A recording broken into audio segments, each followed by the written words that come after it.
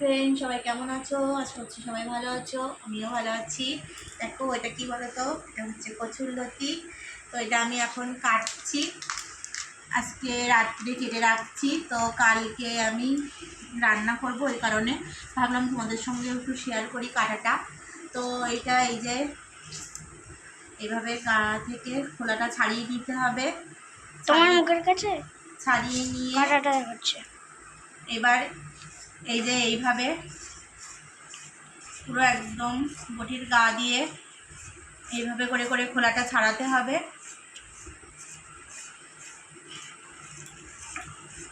এই যে গা থেকে এরকম কিছু টাইপের উঠবে,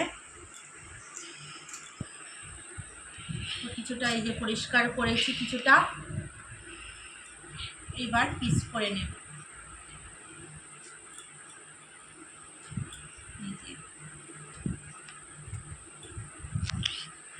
এই কচুরলতি দিয়ে চিংড়ি মাছ দিয়ে রান্না করব আমি। কাদের কাদের কচুরলতি খেতে ভালো লাগে কমেন্ট করে জানিও। এই যে